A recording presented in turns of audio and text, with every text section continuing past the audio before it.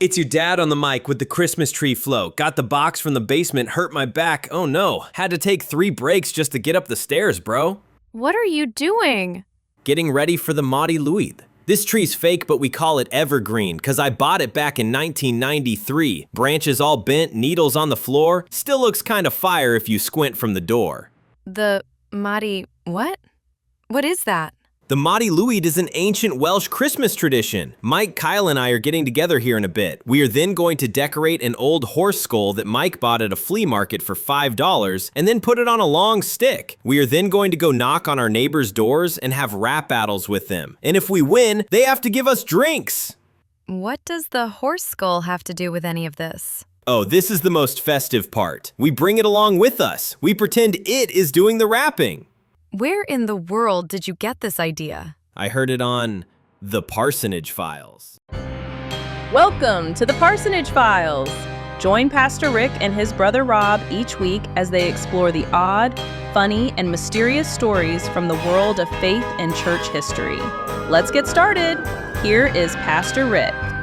So welcome to the Parsonage Files. My name is Rick Burke. I'm pastor at Groveport United Methodist Church, and with me is my brother Rob. Hey, Rob, how are you? I'm doing well, Pastor Rick. Well, as usual here on the Parsonage Files, we talk about stories that I've collected over the years to use in sermons, and probably the biggest single category of stories revolve around one holiday. Christmas? President's Day. President's Day. No, of course, Christmas. So today we are going to talk about some, I hate to say odd, but some of them are more unique stories. Unique Christmas traditions. Unique's a way of putting it. We are going to be looking at some interesting Christmas stories, interesting Christmas traditions that I've collected over the past few years, but never could use in a sermon. And I don't know, Pastor Rick. A couple of the stories that we're going to go over, I think would work great at a children's moment. Yeah, I think listening to this, you're going to realize very quickly why I didn't use any of these stories in a Advent season sermon. Just in case you don't know, Advent is the season of preparation before Christmas, and there are 4 Sundays in Advent, so you only have 4 shots at this. And so you have 4 sermons. 4 sermons that typically deal with the Advent, coming of Christmas theme. So the stories about ogres, probably not what they're looking for. Stories about ogres and bathroom humor is definitely not stuff that is going to find its way into a sermon. But not if you want to keep your job. Right. Yeah. But it will find its way into the Parsonage Files. Absolutely. It's a perfect place for it. So stay tuned if you want to hear what ogres and the bathroom have to do with celebrating Christmas. And believe it or not, they are related. You know, that is a tease of all teases to get into this. So, Rob, let's begin our journey into the oddness that is Christmas. Let's do. To begin with, of course, Christmas at its root is the celebration of the birth of Christ. And let's get this out of the way first. No, Christmas is not just a pagan religious holiday taken over by Christians. But I saw that on the History Channel, dude. Yeah, most people did. And it's a really good show. Except there is really very little historical to no historical data that says that's true. That was just some scholars' ideas of why we celebrate Christmas on the 25th of December. But nobody really knows because nobody really wrote it down. The theory that I kind of like, it has to do with the idea that Jesus was conceived and died on the same day. I've never heard that. Yeah. There's this idea of completeness. Right. And so the idea here is that Jesus was conceived on the exact day that he died. And not to bore you with a whole bunch of dates. When would boring stories ever, Boring stories have never stopped me before. But the idea here is that Jesus was conceived right around March 25th-ish. Okay. And if you would progress 9 months, that would make Jesus 10, 11, 12. Is that how you do math? Oh, my fingers? Yes. How do you do math? In my head? Huh. So that is where we get December 25th from. All right, Rob. People celebrate Christmas in a lot of odd ways. Where are we going to go first? We're going to the land of the ice and snow. From the midnight sun, where the hot springs blow? That's where we're heading. We're going to Iceland. We're going to be talking about the Yule Lads. Have you ever heard of the Yule Lads? No, but I think our only goal should be the Western Shore. Moving on. I have heard of the Yule Lads in passing. See, I have not, and I'm going to be honestly with you. The last couple years I've heard of them, and it's because I've been following a Facebook page of Icelandic horses called Glitcha. I'm not sure how you pronounce her name's Icelandic, and she has a herd of 6, and it's a good site. A good page. I go there every day, brings a smile to your face.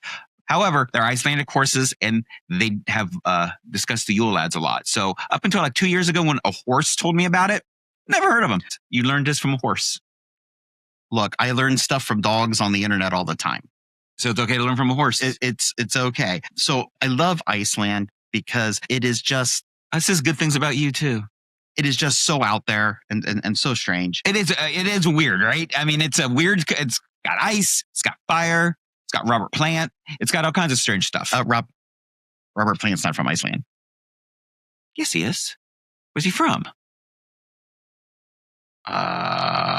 Well, the UK, but... Well, why was he rowing his boat there? Honestly, have we beat this to death, Pastor Rick? We pretty much beat this to death. Gotcha. So, but get this. We need to keep something in mind. What's that? In 1998, a survey in Iceland, and I'm not making this up, found that 54.4% of adult respondents believed in elves. And that goes a long way to explaining these Christmas traditions. They actually have rerouted whole roads around what they think are homes of elves. Elf homes, elf houses. Yeah. And as late as 2022, 31% of those asked believed strongly that there were elves. Well, I talk to our gnome at home all the time. I know it's not an elf per se, but we have a garden gnome that sits outside our back door, Nomi. And I talk to him every night, say goodnight to him, see what he needs. Because I always go with, you should be nice to gnomes because you just don't know. So it might be inanimate, might not be, but it's better to be nice than sorry. Anyway. All right. So Iceland. We're in Iceland. We are talking about the Yule Lads. Yep. So we're talking December in Iceland.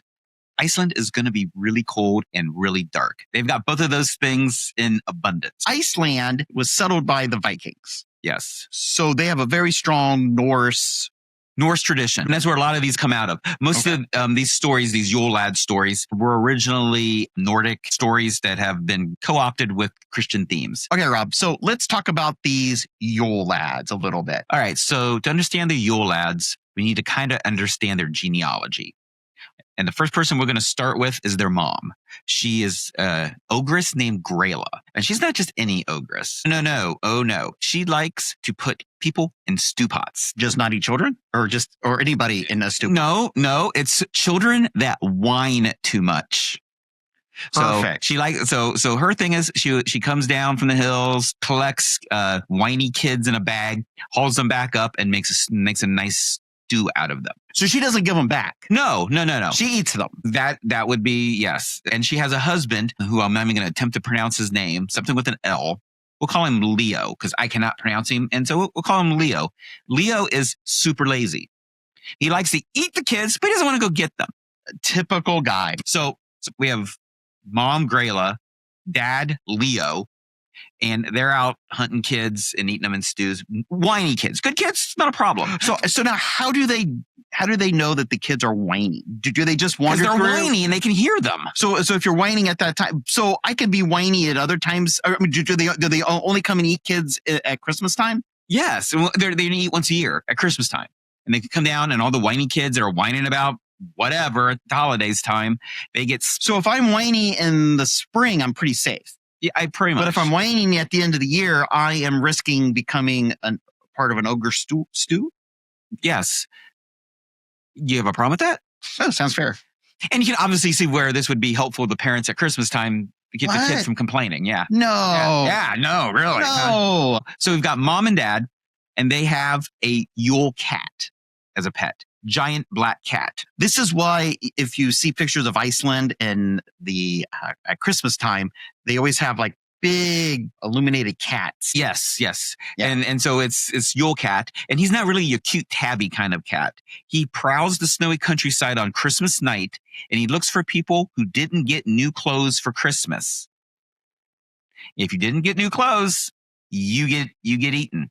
So if you got new clothes, you're good to go. You're good to go. So you are praying for that soft, that soft package under the Christmas tree that nobody wanted. The soft light package. Soft light package. Yeah, you really wanted that because if not, you're target. So was this created as a way of making kids to stop whining about getting clothes for Christmas instead of sure as heck would seem that way. How old are these traditions, by the way? These traditions go back hundreds and hundreds of years. The Christianization of it is only 150, 200 years old. I'm thinking the whining about getting clothes. Well, because that sounds like something that my mom would have come up with. Possibly. But it's actually what it is the legend of the Yule Cat kind of dates back with my understanding of it.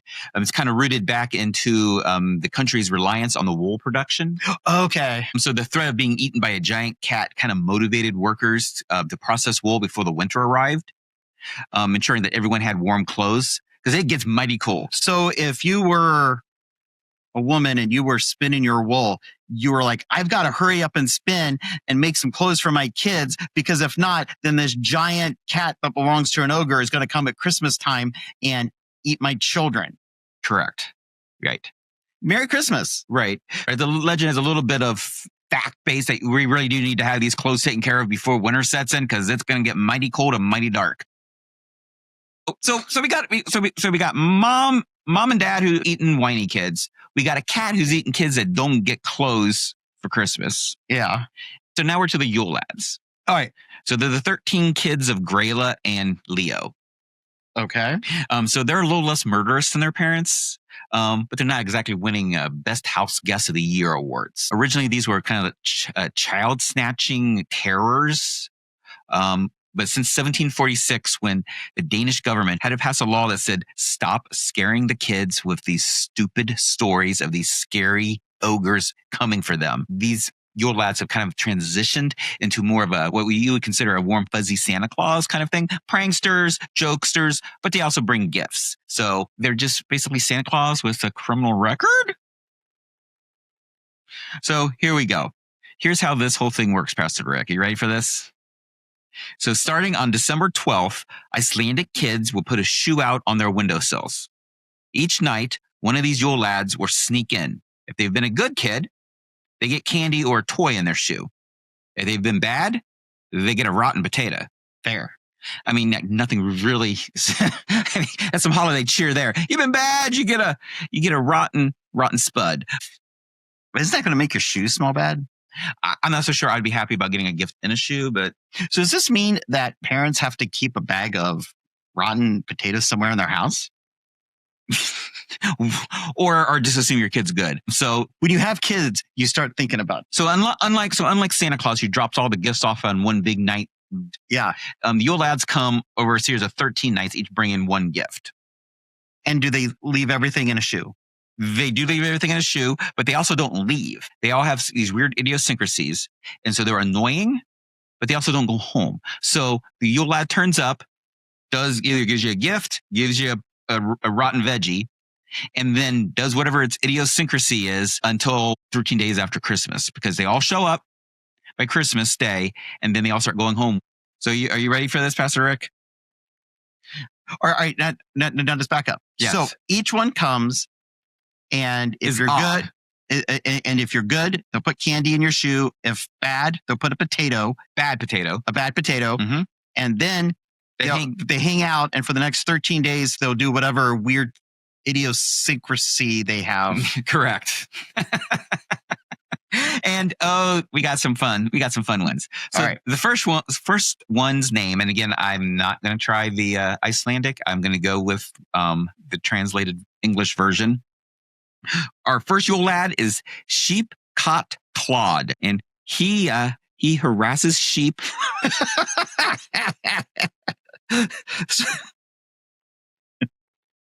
He harasses sheep. He harasses the people's sheep. Oh, I'd say there it was good pranks.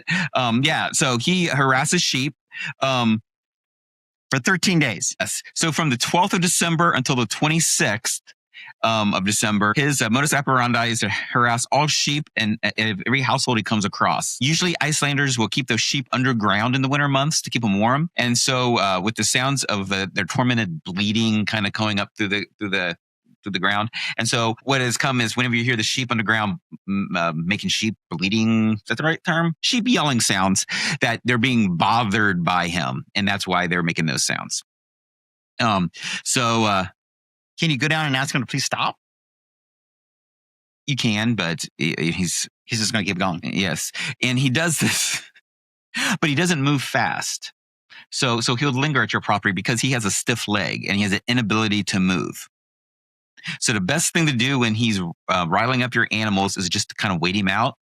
He'll move on to your neighbor soon enough, and it's better just to leave him alone. So he might not be there the whole 13 days. No, he's going to go from neighbor to neighbor, but he's not going to be moving fast, and you don't want to. Oh, okay. So you don't harass him. So back up. So I'm not really sure I like your aggressive tone towards these Yule lads, Pastor Rick. So each of them doesn't stick around for 13 straight days. Oh no, they do. They do. Your house. Might not, in general in the world. Then they go back to that. They live in the mountain with their mom and dad and the big. All right. So they show up and for 13 days they go around to people's houses. Right. But they're not necessarily in your house for 13 straight days. No, but they're out and about lurking. So you're never sure when they're going to turn up. Okay. All right. So the first one shows up. He will harass your sheep. Yes. And that is Sheep Cot Claude. All right. What's the next one? The next one is Gollygawk. And what does he do? He steals your milk. He hides in gullies around your house, waiting for you to fall asleep. And then he breaks into your cow shed and steals any milk or milk product available. Milk or milk product. And to kind of understand why this would be a bad thing, besides the obvious, is that in Iceland, milk was highly prized. It's one of the key ingredients to most of the sauces and foods that they make during the winter. And so they'd store it underground, keep it cool for as long as possible. So losing that product would be detrimental to your family. So that's where it kind of historically why it would be a bad thing. But from an outsider's view, this dude just breaks in, steals your milk and milk products. And also leaves you candy or a bad potato. He does that as well. So if you're a kid in Iceland, there's a possibility you could get 13 rotten potatoes. Right. Or the guy who leaves you a really, really nice gift also stole your milk. So, yeah. So the third one, are you ready for the third one? Yeah. His name is Spoon Licker. Let me guess. He licks your spoons? He does. So this Christmas troll, he pretty much sets out on his nationwide tour of mischief on the 15th of December each year. He breaks into their homes of Icelanders and licks their spoons clean of every morsel left on there. So are Icelanders not doing their dishes on a regular? That would imply it. He's also grotesquely thin. That's why he's got this hunger and wants to eat all the morsels off your silverware. And so there's always an urgency to tell your kids to clean their plates when they're done eating so that he doesn't turn up. You don't want the spoon licker breaking in. That is definitely a motivator. Right? I mean, some of this you get kids to do dishes. You're like, parents are like, genius. And so this is another one is do the dishes, or this grotesquely thin guy is going to come into the house and lick our silverware. You're going to wake up to that. You're going to be dark. You're going to be afraid, and he's going to be there. So, yeah. So, like, is it like the first night it's this guy, second night this guy, the third night this guy? They come out in different nights, but they're all there for the whole season. So is there someplace this? So by the third night, there's 3 of them roaming around. Is there somewhere this is published so kids know this night the spoon licker's coming? Yeah, just like an advent calendar kind of deal. Yeah. No, it's a thing. It's a thing in Iceland. Okay. Next one. So next one, similar but different, is the pot scraper. And so he, like his brothers, his little hijinks is kind of based on gluttonous. He breaks into your home, seeks out pots of sauces, especially loves things with roast beef in them. Who doesn't? Yeah, and will munch on those. Okay. And so this is a one to encourage your kids to finish their meals, because if you don't have leftover food, there's nothing for him to eat, so he's not going to come. So this is pot scraper. Now he does the big pots, the cooking pots, and this is going to be important here for the next Yule Lad. The next Yule Lad is similar but different. He is bowl licker. And what he does is he licks your serving bowls clean. While the first guy will lick the bowls that you're making it in clean, he licks your serving bowls clean. And so where this comes out of is a tradition of eating stews at night in the dark in your bed. And so what would happen typically is it's dark. It's cold. You would eat your stew, leave the bowl under your bed because you're not going to get out of your warm, cozy bed, and it would stay there overnight. And so he breaks in and will munch down on that food if you leave it there. So it encourages the kids to get up out of the bed, take the bowl, wash it. This is why kids are always discouraged from eating in their bedrooms. Some say it's because of bugs. No, it's because of ogres that break in. And at night, they say you can hear him slurping underneath your bed. Can I just tell you, if I wake up and I hear some slurping noise from under your bed, from under my bed, 911's getting called. All right. So our next Yule Lad, his name is Door Slammer, and he comes and slams your doors at night. So he's not really dangerous, more annoying. So throughout the month of December, you hear the wind blowing and door slamming. You just know that he's out there causing havoc. So, all right. So back up here for just a real quick. Yeah. So we have Door Slammer. So these guys come. If the kid's good, they get something, a present in their shoe. If not, they get a bad potato. But then they still have these idiosyncrasies that they perform. Right. So sounds like you don't want them in your house at all. But if you don't want them in your house, what do you do? And how does the kid get the gift? Well, the kid leaves the shoe on the windowsill. Oh, the shoe's outside. Shoe's outside, yeah. Oh, they only come inside if they left the potato. No, they come inside regardless of potato. They're two different functions.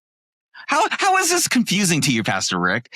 It's Santa with two functions. One, he either brings you a gift or doesn't. And then two, he also has annoying idiosyncrasies that he's going to do the entire time he's there. But I thought... He's like an annoying relative that stays for 13 days. But I thought they were stuff kids were supposed to do to keep the Yule Lads from doing their weird... Well, yeah, you can clean your bowl, but you can keep them from coming in, but it's not dependent upon your gift status. See what I'm saying? No, this seems awful confusing. So let's back up, Pastor Rick. So they come down and they either bring you a gift or don't bring you a gift, like Santa. Correct. And they hang out for 13 days where all the brothers come down and then they go back. Gotcha. They also have annoying idiosyncrasies. Okay. And those annoying idiosyncrasies can be mitigated by doing certain things while they're hanging out for 13 days, like cleaning your bowls, putting your dishes away, eating all your supper, locking the door. But getting a gift in your shoe is based upon other things. Correct. Same rules that Santa applies. Okay. So Santa being rules. good is what gets you the toy or the food or whatever or a bad potato. Yeah. Or a bad potato. But if you want to keep them from doing their weird things, then there's other things you got to do. Correct, because they're going to be lingering regardless. So it'd be like Santa turning up, giving you gifts, and then just plopping himself down in your living room and just being that. And if you want to keep him from smoking his pipe in your house, then you have to do certain things. You got to give him a smoking area outside to go to, and yeah. So it's that's the idea. But that makes getting sense? gifts or not getting gifts is not dictated upon their annoyance level. It's how annoying they're going to be. Okay, gotcha. The only thing that again would apply would be if you don't get clothes, the Yule Cat might come and snatch you. All right. let's move on with the Yule Lads. All right. So the next one is one that he breaks in and eats your yogurt. What's his name? Yogurt eater? Skyr gobbler. And apparently skyr, I'm not sure I'm pronouncing that correctly, is a type of Icelandic yogurt. And in case you're wondering, it's $3.99 at Kroger. I almost stopped this morning and got us some so we could try to see what this yummy concoction tastes like. It's Icelandic yogurt. You looking it up? Mm-hmm. So he loves to indulge in nuts and mince pies as well, but his really favorite is this yogurt. So he'll come in and steal your yogurt from your house. You found it? I'm looking at some pictures of people dressed up as the different Yule Lads. Yep. And Bolicker looks very nice. There's Door Slammer. Oh, here's Skyr Gobbler. Yeah, that stuff does not look particularly delicious. But you can go to Kroger and get some. So I was going to have to do a little taste testing, but thought better of it because whatever. All right, so we have Skyr Gobbler who steals all of our yogurt. Yes.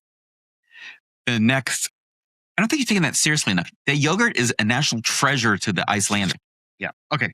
So the next one we have actually is a crime. He's Window Peeper. So what you have to remember is there's only like 4 hours of sunlight. So there's a lot of darkness and a lot of weird shadows on your windows. So it makes it okay? No, but you can see where you would think someone's looking in your window more, right? And so kids have this fear of things looking in at them. And that's where this guy comes from. So for hours on end, he'll just stare in people's windows, watching them do their Icelandic things. Okay. But and then comes the next one, which is, I'm not sure it's a crime, but it probably should be. He's looking at him. He's Doorway Sniffer. And so you can hear his whistling breaths outside as he's sniffing at your door during the winter months. He loves he loves the smell of all kinds of foods, but his favorite thing is called leaf bread, which is a delicacy they make around Christmas time in Iceland. And so you hear the wind, the sniffing sound by your door. You know he's out there giving it a good sniff. And so you just kind of keep the door shut. He'll move on. I just looked up a recipe for leaf bread. The next Yule Lad is Meat Hook. He likes to steal. There we go. He has a hook and he likes to steal your meat. Descriptive. Sounds like it could. I thought it was going to be like one of those Halloween crossover Christmas movies, But his favorite is smoked sausage. So what I'm envisioning is he loves the Hickory Farms smoked sausages. So he's taking it out in front of the Hickory Farms store. Out in front of the Hickory Farms store, and he takes it from you. So you get a basket of Hickory Farms. He's coming in the house. Hey there, what you got? What you got there, kid? Takes it. Yeah. Hey there, man, what you got in there? So he loves smoked sausages, and who doesn't? To be fair, they're delightful. Now the next one is he's kind of this is not nice. He's the candle stealer. Who would steal somebody's candle at night? This Yule Lad does, and he's the final one. And he comes. His name's kind of self-explanatory. And his hijinks are taking candles from kids at night. And he eats them. He eats the candles. He eats the candles, not the kids. He eats the candles. Let's clarify. He eats the so he steals a kid's candle. Yes, and then eats them. Lit or unlit, or is it? Does he doesn't specify. But the candles were made out of tallow. You know the word I'm looking for. Animal fat. And so he likes that. So that's why he eats their candles. But it leaves the kids in the dark. So let's get the 50,000-foot view of this holiday season in Iceland. So for 13 straight days, you are visited by a different Yule Lad. Yep. Who, if you've been good, will bring you candy and put in your shoe that's outside, or will leave you a rotten potato. But then you got to do certain things to keep their weirdness from. I mean, now to be fair, their mom is an ogre who eats whiny kids, so they're going to have some personality. But they do have some they have some really odd habits. I mean, doorway sniffing. Right. And so, window peeking. That right there is a misdemeanor. And as I think we mentioned before, these were all come out of different traditions, not Christian traditions. And they've kind of been co-opted into a warm, friendly, Christmassy kind of thing. At one point, there were probably up to 70 different Yule Lads that had been known. They were canonized in a poem in the 1930s by a poet politician who wrote his epic poem about the Yule Lads, and he's only settled on the 13 Yule Lads, Mom, Dad, Yule Cat, and they kind of since the 20s, 30s, it's kind of become a more of a friendly tradition. Sort of like how a visit from St. Nicholas set the whole Santa Claus thing. Correct. Yeah. So that is what I have for you, Pastor Rick, on Iceland. Okay. All right, Rob. So we are going to the Catalonian region of Spain. Barcelona. I love that city. Yes. And they have some very interesting Christmas tradition. Okay. What you got? All right. So do you have a nativity scene at home? I do. Do you have all the characters? I think I've got the main ones. Got Jesus, Mary, Joseph, some wise men, a shepherd or two. I think there's a camel involved and maybe a sheep. An angel, maybe an angel. Yeah. Have you ever heard of the El Caganer? No, I haven't, Pastor Rick. El Caganer, the literal translation into English means the pooper.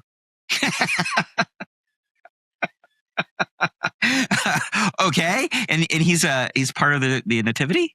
It's yes. So he's usually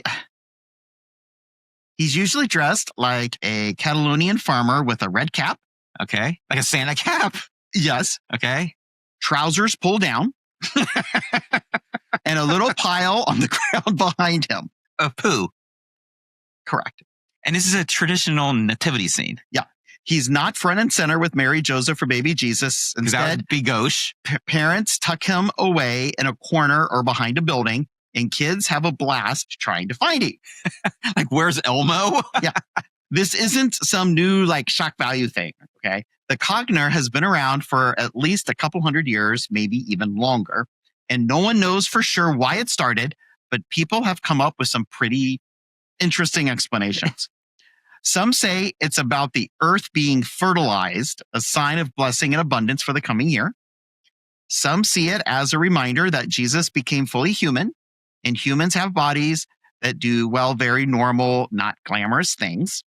Like pooing in the corner. Others say it's a way of gently bringing down powerful people. These days, you can buy Caganer figurines that look like politicians, athletes, pop stars, even royalty. So, can I stop you there? I'm trying not to laugh at this. So it's normal in I have pictures in the Catalonian region of Spain. Yeah, to see a nativity scene that's got the normal people and someone taking a poo. I have pictures. And you decided not to use this story in a sermon. Can you imagine? It's done tastefully. I'm not sure how. Right. Of everything I've shared, this one, why I've never used in a sermon. Oh, it's completely obvious why this has never been used in a sermon. How in the world would I use this in a sermon? But if people turn out to Groveport United Methodist Church for a Christmas play, we nativity, will not have a Caganer in the play. Not going to have a live nativity with one. Well, that was my question. If I'm assuming they don't have somebody that this is just in the nativity scenes. I hope. I mean, because if you have a living nativity, you don't have there's a whole new meaning to living nativity. I'm just going to say, Pastor Rick, every kid always wanted to be like Joseph or an angel. If we did this here in the United States, I know what role every kid wants to have. Me. Yeah.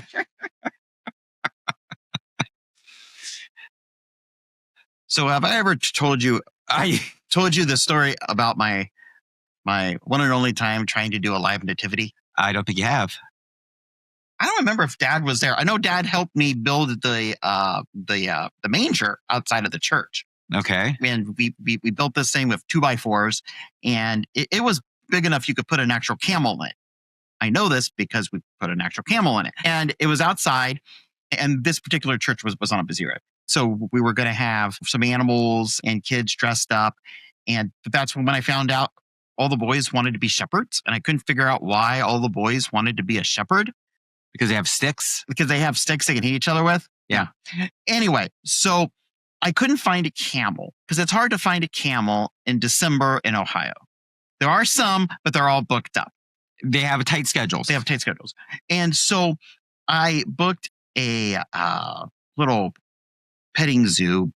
They brought their animals out. So we had like some goats and some sheep and some other critters. And the woman said, well, since you don't have a camel, why don't I bring my alpaca?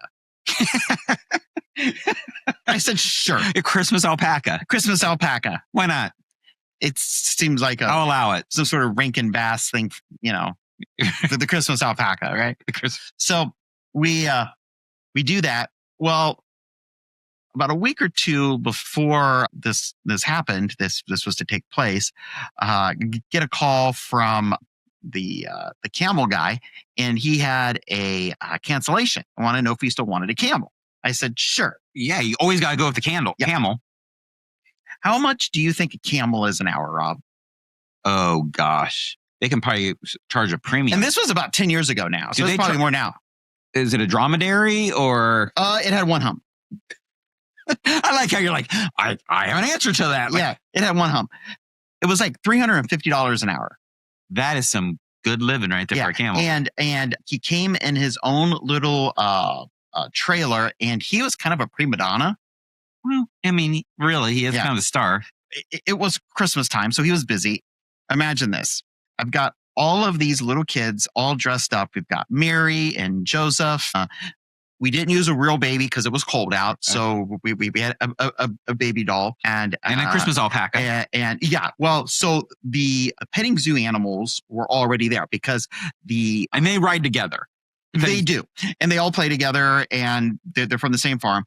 And they're all hanging out in this pen next to the stable doing their petting zoo thing. And the kids are petting them, and people are showing up. And the camel was on a tight schedule, right? He had a show in the afternoon. Then he was coming to us. And then he was on his way to someplace else. This is his time of the year. Right. So he was only there for an hour. So he comes in. He gets off his trailer and he's walking in, big and in charge. I think his name was like Maximus or something along those lines. Of course he is, right? And the alpaca takes one look at the camel and falls in love and decides he wants to go over and say hi.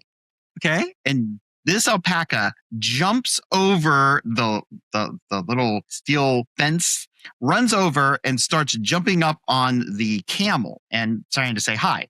Well, the camel wants nothing to do with this alpaca. And so this camel rears up and is trying to take its front legs to kind of beat off this alpaca who wants to be its best friend. I now have all these little kids and they're all running up. Oh, look at the camel. And I'm like, some kid is going to get trampled squished by the camel. Squished by Maximus the camel. That's all I need. And so the camel kind of stood there, and he reminded me of like a celebrity who's forced to go to a Comic-Con and they're not happy about it. And he just sort of stands there and stares at everybody. And then it's like, all right, so I'm out of here. He's basically like William Shatner at a Star Trek convention. Annoyed that he's there, and then kind of just leaves. He just looked sort of annoyed that he was there. That was what he's contractually obligated to. But it was funny. So the alpaca it ended up getting put back into its trailer, and it kept sticking its head out the window. And I swear it was looking at the camel going, call me. We'll do lunch, Yeah. So anyway, that is not the end of the Catalonian region and their love of the Christmas poo. Enter the Christmas log. Okay. I have a picture here. All right. As if one poop tradition weren't enough, Catalonian kids also have the Christmas log. All right, picture a small wooden log Okay. with a happy painted face on it. I'm picturing it. Usually the ones I've seen have googly eyes, Okay. I'm picturing it. wearing a little red hat. Adorbs. Okay. Adorbs. Yep. And starting around December the 8th, Okay. kids feed the log every day with bits of food or treats and cover it with a blanket so it stays warm. Sweet. It's a sweet little tradition. As Christmas gets closer, parents secretly swap in slightly bigger logs so it looks like he's growing. Okay. So far, it's cute. So far, this is a cute little Christmas tradition. Then, on Christmas Eve, Oh, no. It's happening. the same sweet children who have lovingly fed this log for weeks grab sticks.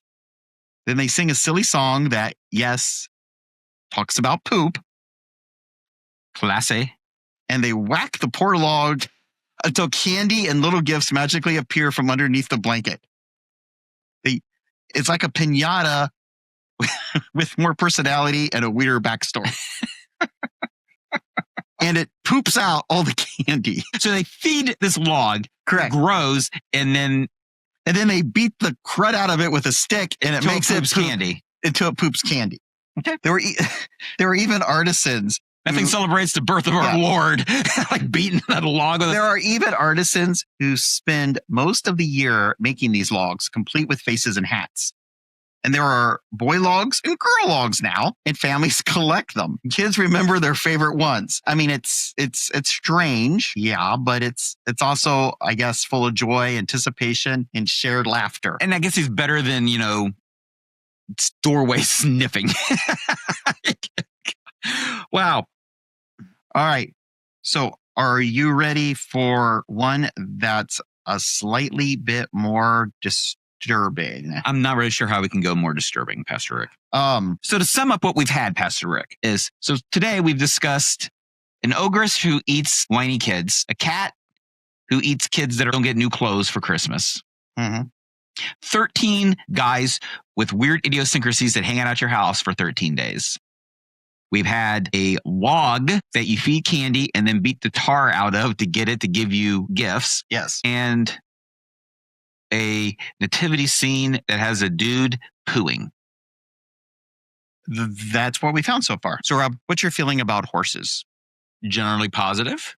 I like them. What are you feeling about dead horses? Sad? Let's now go to Wales. Oh my gosh. A sign in Wales is usually like, a street sign is like a mile and a half long. Those should not go together. So in Wales, they have the tradition of the Mori Lwyd, which is a traditional Welsh wassailing custom. Which, by the way, have you ever had wassail? One time. Not good. It's not good. I don't like wassail. Anyway, it's a neither are chestnuts, by the way. Roasted chestnuts are the biggest disappointment of Christmas. Tastes like dirt. They're gross. Yeah. Yeah. Anyway, so in this tradition, there's really no nice way of putting it. It features a decorated horse skull on a pole carried by a person hidden under a sheet. Is this supposed to be a ghost horse? Merry Christmas. Is it a ghost horse? Well, we'll get to that here. This hobby horse is taken in processions from house to house during the Christmas season, where the Mori Lwyd party engages in a rhyming contest with the residents to gain entry for food and drink. So they have a rhyme off. They do. They basically have a rap battle. Okay. Right. And the name is thought to mean Grey Mare or Grey Mary, connecting it to some sort of Welsh mythology. The horse skull is indeed a real horse skull, or nowadays sometimes it's just a cone-shaped head made of fabric because it's a little more kid-friendly. Right. It's decorated with ribbons, often in Welsh colors, and can have glass bottle eyes. That isn't creepy at all. No, not at all. You should see these pictures, man. Creepy. And this is the best part. Forgot the best part. The jaw is hinged on the skull. Oh, come on. Yeah. Merry Christmas. Yeah. So it can talk. So they're going door to door, right? Yeah. And they're getting treats? Well, if they win the rap battle, yeah. So do they put it into the hinged mouth and kind of manipulate it like the horse is eating the treats? Well, we're getting there. Okay. So the person inside the sheep manipulates the skull and the jaw, often making it snap menacingly. That's not weird at all. The Māori Lwyd is accompanied by a group of people, sometimes including a jester, which isn't creepy, and other characters who sing and dance. Yeah. The group sings at each house, with the inhabitants responding with their own songs to deny entry. The reward is if the householders are convinced, they let the Māori Lwyd party in to share in food and drink. So you basically are sitting at your house. Somebody knocks on the door. There is a decorated horse skull who is opening its mouth and is singing rhymes, and you have to rap battle it. And if you don't win, they're going to come in and take food. Merry, Merry Christmas. And this is in Wales, you said? This is in Wales, southern Wales, to be exact. Yeah. I don't know what else really to say about this other than it is really... It's kind of Halloweenish almost. It's like a cross between Halloween and carol singing. Kind of, right? Yeah. Dressing up, going door to door. This article that I found says, despite often being associated with Christmas, Māori Lwyd is a pre-Christian practice. You don't say. Get out of town. In fact, some Welsh regions choose to parade their horse skulls through town for other holidays, such as Halloween or May Day.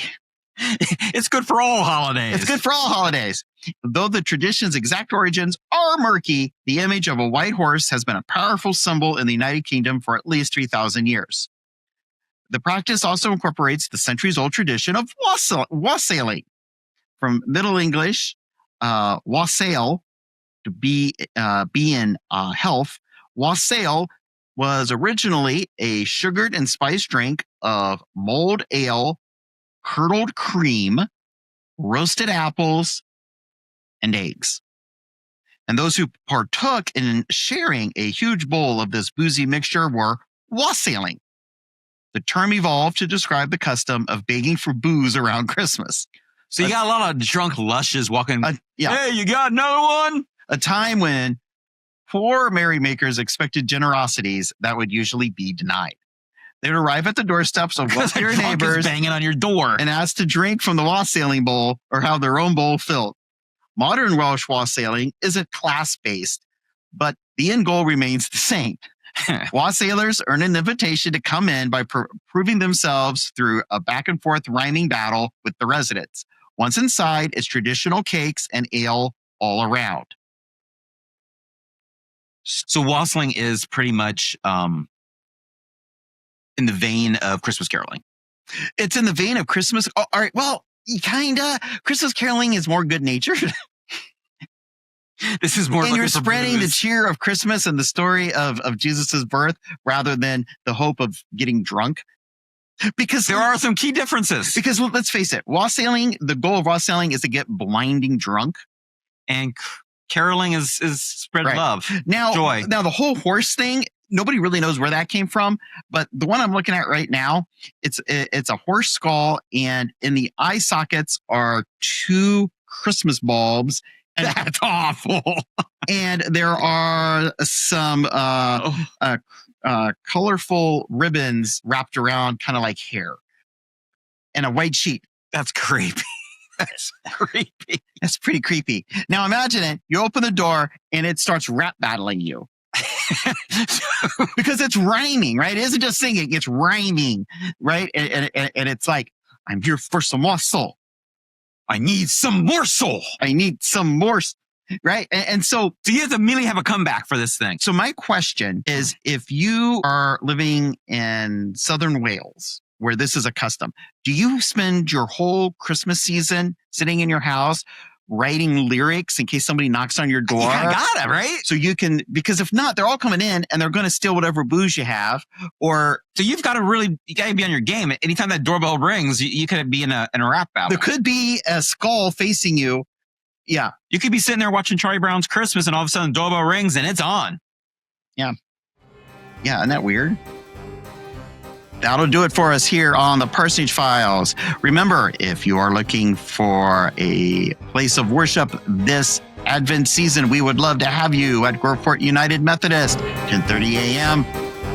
every Sunday, online or in person. All right, Rob, anything before we head out? No way I could top any of those stories. All right.